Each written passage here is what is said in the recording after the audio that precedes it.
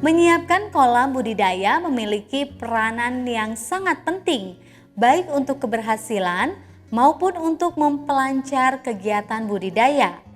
Tujuan dari menyiapkan kolam budidaya adalah untuk mengoptimalkan kegiatan pembesaran ikan seperti tidak bocor, meminimalisir keberadaan hama dan penyakit, meminimalisir keberadaan bahan-bahan beracun, dan membuat kondisi kualitas air yang sesuai dengan kehidupan ikan.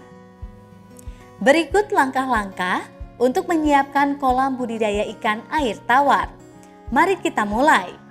Menyiapkan bahan dan alat merupakan kegiatan awal dalam proses menyiapkan kolam. Penyiapan tidak sekedar mengadakan, tapi juga menyiapkan bahan dan alat sesuai dengan fungsinya, juga sesuai dengan jumlah yang dibutuhkan. Alat yang perlu disiapkan adalah pompa air, digunakan untuk mengisi dan membuang air. Yang terakhir, alat ukur kualitas air, digunakan untuk mengukur suhu, derajat keasaman, dan salinitas. Selanjutnya, mari kita saksikan instruktur menjelaskan beberapa cara dalam menyiapkan kolam budidaya ikan air tawar. Ada juga beberapa bahan yang perlu disiapkan, diantaranya adalah PK. PK digunakan sebagai bahan untuk disinfektan kolam atau wadah budidaya.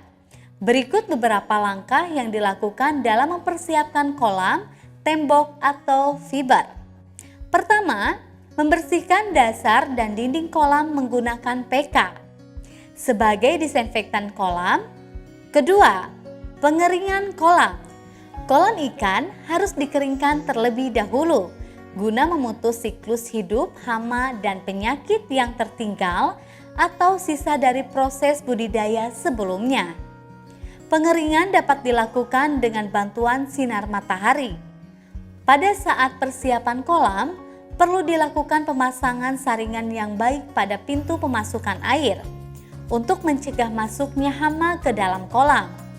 Selain itu juga dilakukan pengontrolan kondisi bagian-bagian kolam, sekaligus perbaikan-perbaikan apabila terdapat kerusakan. Tujuannya untuk mencegah kebocoran. Untuk perbaikan kolam, cari lubang atau keretakan. Lalu setelah menemukan, gunakan semen murni untuk menambal keretakan kolam tembok dan gunakan serat fiber untuk menambal keretakan kolam fiber. Dengan persiapan perbaikan seluruh bagian kolam, kondisi fisik dan biologi lingkungan kolam menjadi baik. Air masuk dan keluar menjadi lancar, tidak ada kebocoran kolam, mempermudah tindakan penanganan apabila kualitas air di dalam kolam mengalami hal-hal yang tidak diinginkan. Proses pengisian air. Kegiatan ini dilakukan setelah kolam kering dan dipastikan tidak ada kebocoran. Kolam ikan diisi air sesuai dengan kebutuhan dan peruntukannya. Kualitas air dalam kegiatan budidaya ikan merupakan faktor yang sangat penting, sehingga kita harus selalu memastikan kualitas air agar sesuai dengan standar.